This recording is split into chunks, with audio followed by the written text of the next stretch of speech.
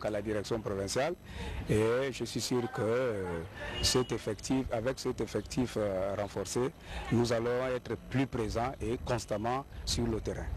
Au regard d'un tel massacre, l'exploitation irrationnelle de la faune risque d'épuiser à un rythme sans précédent la biodiversité du pays, surtout que nous sommes en période de fermeture de chasse. Selon les dispositions répressives du code forestier, les responsables de cette boucherie risquent 2 à 6 mois d'emprisonnement et une amende qui va de 100 à 10 millions de francs CFA. Voilà une transition toute trouvée pour aborder la question de la vie chère au Gabon. Ce matin, à la direction générale de la concurrence et de la consommation, le sujet a été une fois de plus mis sur le tapis. La DGCC et les opérateurs économiques se sont retrouvés pour une réunion d'harmonisation. Yves Saint-Oyono, le point. Pierre-Guy Boudienguela et tous ses principaux collaborateurs de la Direction générale de la concurrence et de la consommation sont face aux principaux importateurs de produits alimentaires et de consommation courante. Dans le genre, ce rendez-vous apparaît comme une rencontre de plus. Le gouvernement, avant de prendre des décisions, doit élargir sa base de concertation. Depuis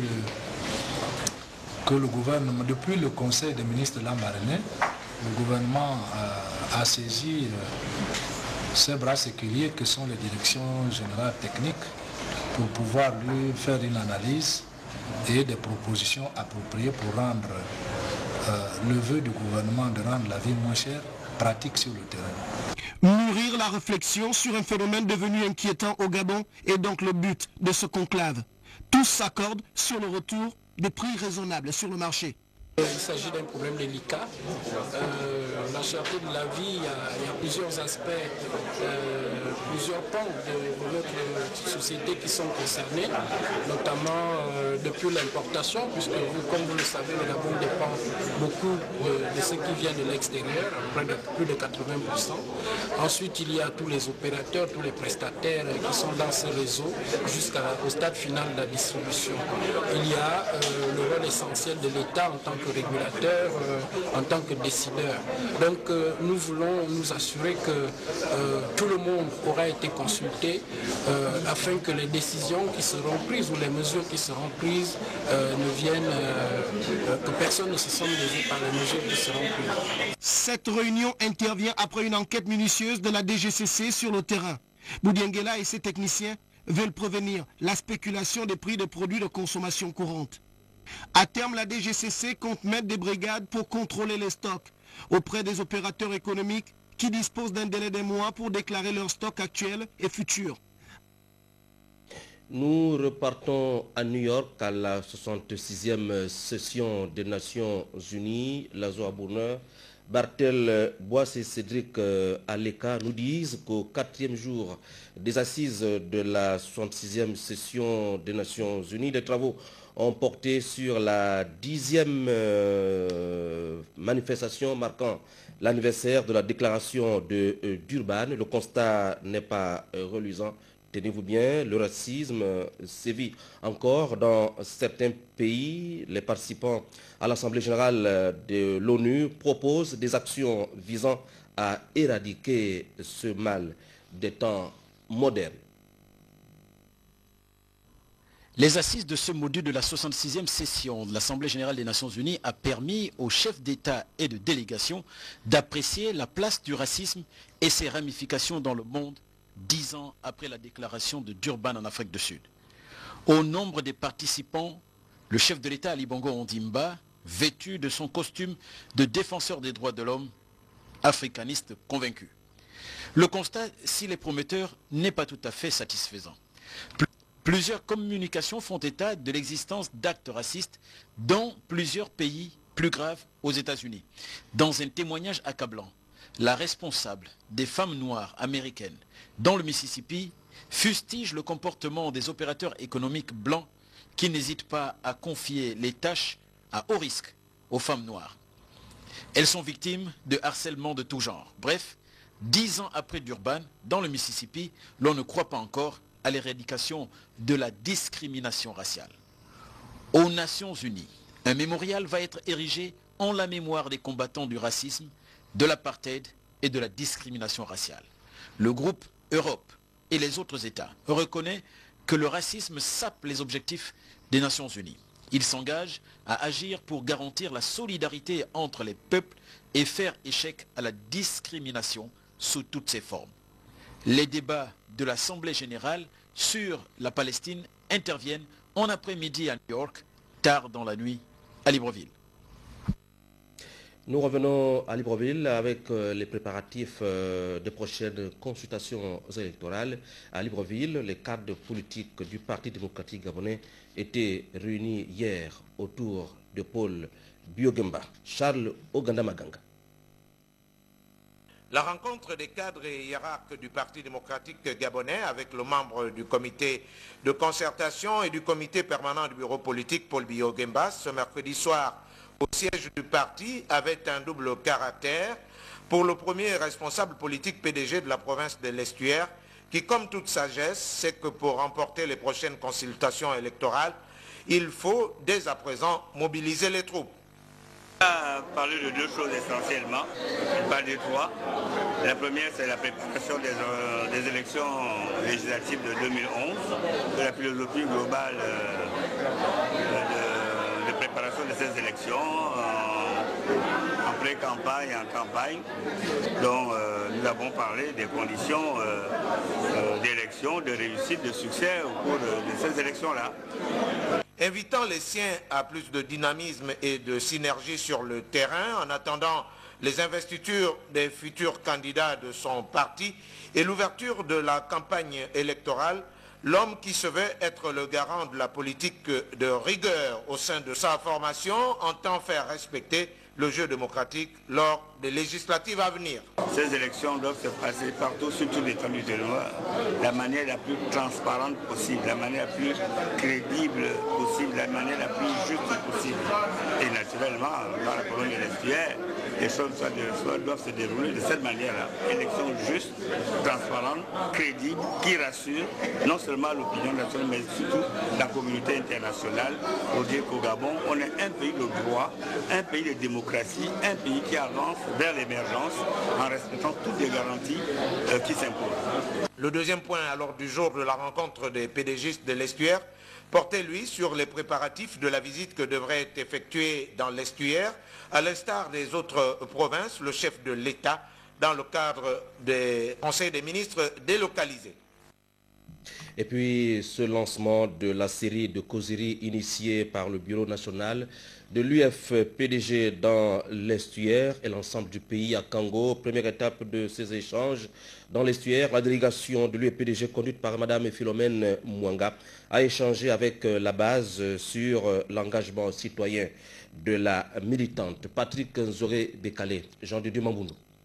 La télé, c'est que tout ce qui se passe, vraiment les médias en parlent, mais ici à Kango, nous sommes au courant de rien, nous sommes sous-informés.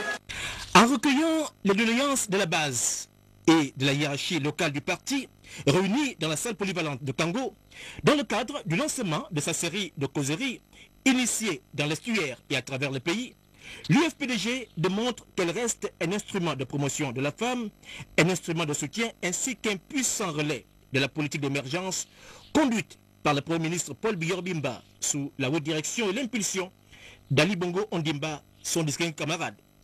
Pour cela, le Bureau national de l'UFPDG pour l'Estuaire, sous la conduite de Mesdames Mwanga Philomène, Séraphine Oyan et Christelle Lembourg, tenait à sensibiliser la base sur la nécessité de se réapproprier les idéaux et valeurs du parti et à s'impliquer dans la réussite des projets de développement.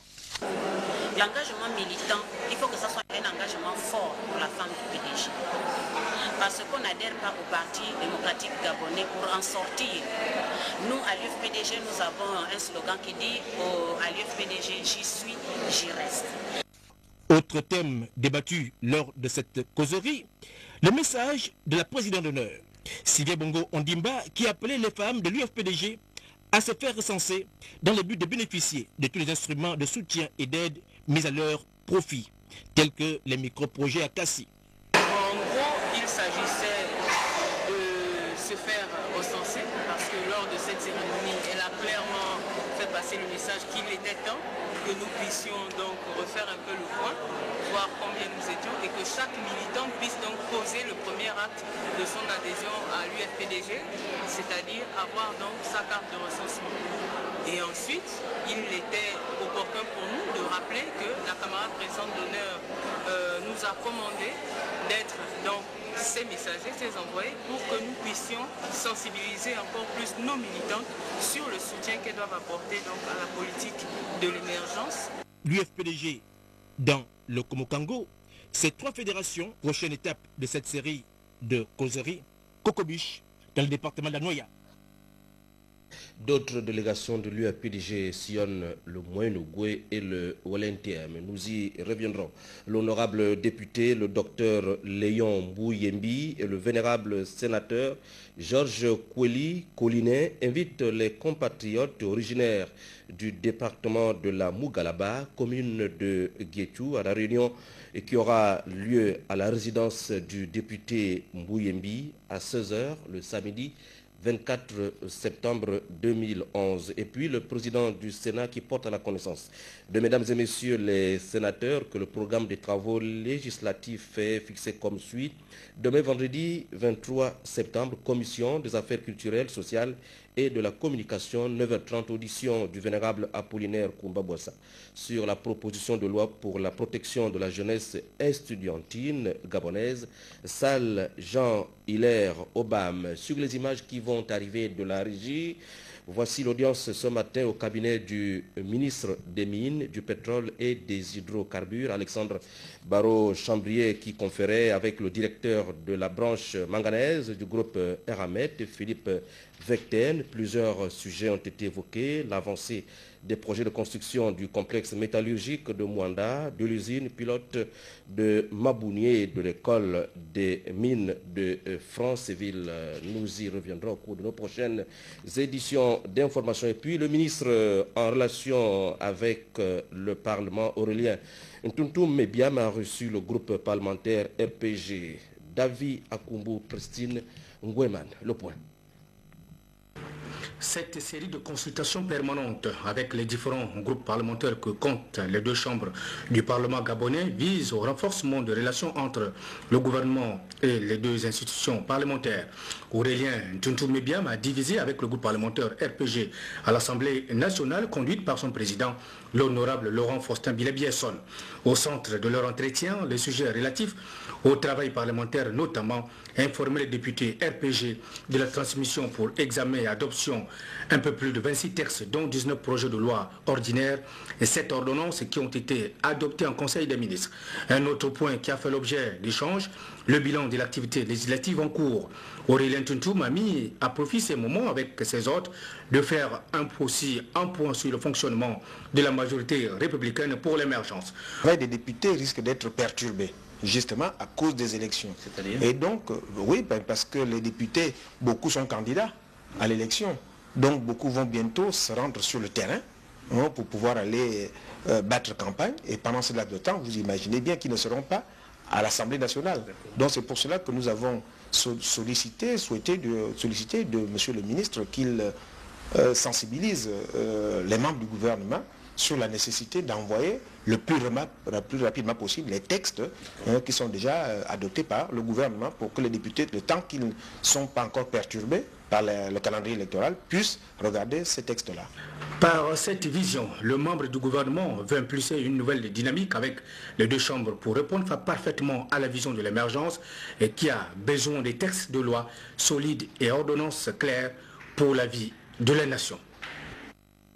Et puis le monde de la communication qui s'enrichit des nouveaux syndicats, UGPC, l'Union gabonaise des professionnels de la communication, reçu longuement en audience par le ministre de tutelle, Paul Ndongema. Yves Oyuno, Chrislin Maï.